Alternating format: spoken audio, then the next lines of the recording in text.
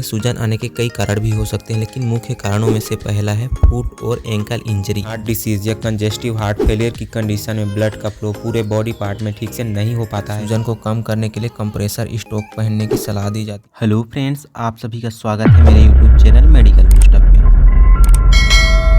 आज का video topic है पैरों में सूजन आना, जिसे लेग स्वेलिंग या मेडिकल टर्म की बात करें तो इडेमा भी बोलते हैं। वैसे तो पैरों में सूजन आने के कई कारण भी हो सकते हैं, लेकिन मुख्य कारणों में से पहला है फुट और एंकल इंजरी। बाइक या साइकिल से गिर जाने से या किसी भी कारणवश जब हमारे पैर में इंजरी हो जाती है या चोट लग जाने पर हमारे पैरों में मोच आ जाती है तो चोट लगने वाले स्थान पर दर्द के साथ स्वेलिंग आ जाता है। पैरों में सूजन आने का दूसरा कारण है वेनस इनसफिशियंसी। देखिए, हमारे पैरों के वेन्स में कुछ वाल्व पाए जाते हैं और हमारे वेनस में पाए जाने वाले वाल्व का काम होता है कि हार्ट से आए हुए ब्लड को वापस हार्ट में भेजना। अगर किसी कारणवश ये वाल्व ठीक से काम नहीं कर पाए या फिर काम करना बंद कर देते हैं तो ब्लड में पाए जाने वाले विभिन्न प्रकार के फ्लूइड्स और पानी हमारे पैरों वाले हिस्से में इकट्ठा होने लगते हैं, जिससे पैरों में स्वेलिंग आ जाता है और वे फूलकर मोटे हो जाते हैं। इस कंडीशन में पैरों और जंघों के स्किन का कलर बदलकर ब्राउनिश कलर हो जाता है और इस प्रकार के सूजन को कम करने के लिए कंप्रेसर स्टॉक पहनने की सलाह दी जाती है, जिससे सूजन और दर्द को कम किया जा सके। पैरों में सूजन आने का तीसरा मुख्य कारण है लीवर डिसीज। देखिए, हमारे लीवर में एल्ब्यूमिन नामक प्रोटीन का फॉर्मेशन होता है। ये एल्ब्यूमिन प्रोटीन का काम होता है कि हमारे ब्लड में पाए जाने वाले विभिन्न प्रकार के फ्लूइड और पानी को बांध करके रखता है। ये सभी के साथ एक मजबूत बाइंड बना के रखता है, जिससे कि कोई बाहर जाने ना पाए। लेकिन लीवर डिसीज की कंडीशन में इस एल्ब्यूमिन प्रोटीन का फॉर्मेशन नहीं हो पाता है या बहुत कम मात्रा में होता है, जिसके कारण विभिन्न प्रकार के फ्लूइड और पानी पैरों वाले हिस्से में इकट्ठा होने लगते हैं, जिससे पैरों में दर्द के साथ स्वेलिंग हो जाता है। और इस प्रकार के सूजन को कम करने के लिए पहले लीवर डिसीज को ठीक करना होगा, इसके बाद ही पैरों का सूजन कम हो सकता है। अब चौथा कारण है किडनी डिसीज। तो देखिए, हमारे बॉडी में किडनी का मुख्य कार्य होता है पानी की मात्रा को नियंत्रित करना। इसके साथ ही बनने वाले वेस्ट प्रोडक्ट जैसे कि यूरिया, क्रिएटिनिन इत्यादि को फिल्ट्रेशन करके यूरिन के थ्रू बाहर निकालना होता है। लेकिन जब किडनी ठीक से काम नहीं कर पाता है, किडनी डिसीज की कंडीशन में पानी की एक्स्ट्रा मात्रा और वेस्ट प्रोडक्ट को ठीक से बाहर नहीं निकाल पाता है और ये पानी की एक्स्ट्रा मात्रा हमारे घुटने के निचले वाले हिस्सों में इकट्ठा होने लगते हैं, जिससे पैरों में स्वेलिंग और दर्द होता है। इसके बाद पांचवा कारण है साइड इफेक्ट ऑफ मेडिसिन। कुछ दवाइयों के ज्यादा यूज या रेगुलर यूज करने के साइड इफेक्ट के रूप में भी पैरों में स्वेलिंग होती है। अगर एग्जांपल्स ले लें तो ब्लड प्रेशर की दवाइयां, डायबिटीज की दवाइयां, दर्द और बुखार को कम करने वाली एंटीपायरेटिक मेडिसिन, कुछ स्टेरॉइड्स ज्यादा ले लेने से या कुछ हार्मोनल मेडिसिन ज्यादा यूज करने से भी पैरों में सूजन देखे जा सकते हैं। अगर आप एक डायबिटीज या बीपी के पेशेंट हैं और आप कोई भी मेडिसिन रेगुलर यूज करते हैं जिसके कारण आपके पैरों और हाथों में स्वेलिंग हो रहा है, तो आपको तुरंत डॉक्टर को दिखाना चाहिए, जिससे कि वे दूसरा मेडिसिन चेंज करके दे दें। अब छठवां मुख्य कारण है हार्ट डिसीज। मनुष्य का हृदय पंपिंग करके ब्लड को पूरे बॉडी पार्ट में पहुंचाता है, लेकिन हार्ट डिसीज या कंजेस्टिव हार्ट फेलियर की कंडीशन में ब्लड का फ्लो पूरे बॉडी पार्ट में ठीक से नहीं हो पाता है, जिसके कारण दोनों हथेलियों और घुटनों के निचले वाले पैरों में जलन के साथ स्वेलिंग भी होने लगता है। इस कंडीशन में पेशेंट का ब्लड प्रेशर भी काफी बढ़ जाता है। अब सातवां कारण है एनीमिया। देखिए, अगर बॉडी में ब्लड की कमी हो जाए तो पूरा शरीर फूलने लगता है और यह सिम्टम सबसे पहले हाथों और पैरों में देखने को मिलता है और ये सभी symptoms anaemic patient, pregnancy, women या ओल्ड एज में भी दिखाई देता है। अब आठवां मुख्य कारण है हाइपोथायरॉयडिज्म। हमारे थायराइड ग्रंथि में बनने वाले थायरॉक्सिन हार्मोन शरीर के वृद्धि और विकास के लिए बहुत ही महत्वपूर्ण होता है। अगर ये हार्मोन का सीक्रेशन किसी कारणवश बहुत ही कम मात्रा में होने लगे तो इसके साइड इफेक्ट के रूप में हमारे हाथों और पैरों में स्वेलिंग हो जाता है। इसके बाद नवा कारण है फाइलेरियासिस। फाइलेरिया डिसीज में भी पैर फूलकर एकदम मोटे हो जाते हैं और इसका वाहक है मादा क्यूलेक्स मच्छर। इस मच्छर के काटने के कारण ही फाइलेरिया रोग होता है।